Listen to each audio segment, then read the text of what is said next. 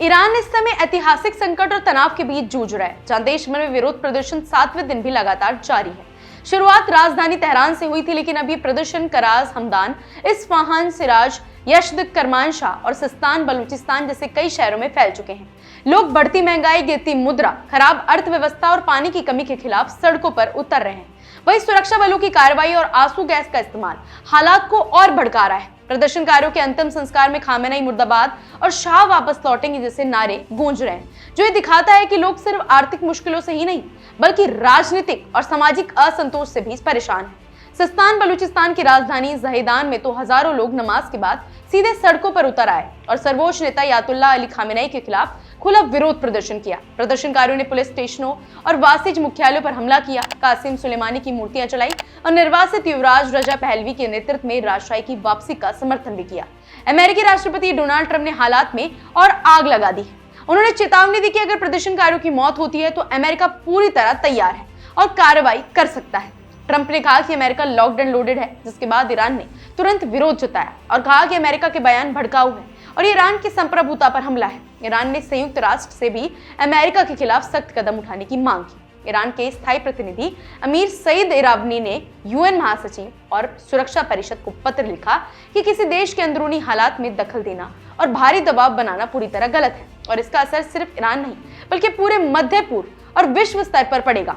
वहीं देश के संसद और सैन्य नेतृत्व ने अमेरिका को चेतावनी दी कि अगर कोई शत्रुपूर्ण कदम उठाया गया तो पूरे मध्य पूर्व में मौजूदा अमेरिकी ठिकानों को निशाना बनाया जाएगा। पूर्व IRGC चीफ मोहसिन रजाई ने ट्रंप को ललकारते हुए कहा कि अगर एक भी हमला हुआ तो अमेरिका और इजराइल के ठिकाने शमशान बन जाएंगे। संसद अध्यक्ष मोहम्मद बागर गालिबाफ ने भी स्पष्ट किया कि ट्रंप का प्रदर्शनकारियों को समर्थन देना सीधे तौर पर ईरान के आंतरिक मामलों में दखल देना है और इसका जवाब सैन्य शक्ति से दिया जाएगा। ईरान की अर्थव्यवस्था पहले से ही गंभीर स्थिति में है, मुद्रा तेजी से गिर रही है, महंगाई बढ़ रही है और लंबे समय से सूखे और पानी की कमी से हालात और ज्यादा कठिन हो गए हैं।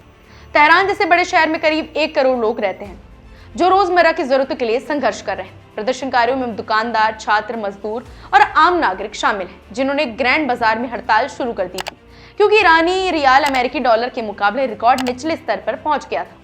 रिवोल्यूशनरी गार्ड के बासिज बल में काम करने वाले 21 वर्षीय स्वयंसेवक की मौत हो गई, जबकि कई अन्य घायल हुए। अधिकारियों ने कहा कि प्रदर्शनकारियों की आवाज सुनी जानी चाहिए, लेकिन हिंसा का सहारा लेना गलत है। रजा पहलवी ने सोशल मीडिया पर पूरे ईरान में प्रदर्शन कर रहे नागरिकों का समर्थन किया और उन्हें सलाम किया। इस बीच ईरानी राष्ट्रपति मसूद पेजेशिकियन ने कहा नरम रुख अपनाया और कहा कि सरकार भी हालात के लिए जिम्मेदार है और समस्याओं का समाधान निकालने की कोशिश की जा रही है। प्रदर्शनकारियों ने खामेनेई की सत्ता खत्म करने की मांग की और पुलिस तथा वासिज मुख्यालयों पर हमला किया।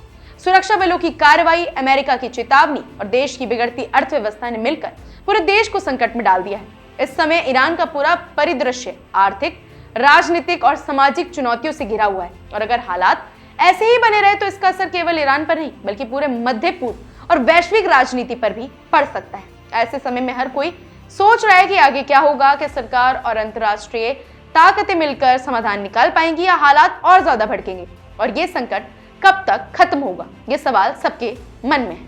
फिलहाल ऐसे ही अपडेट्स के लिए जुड़े रहिए हमारे चैनल द इंडिया मूव्स के साथ।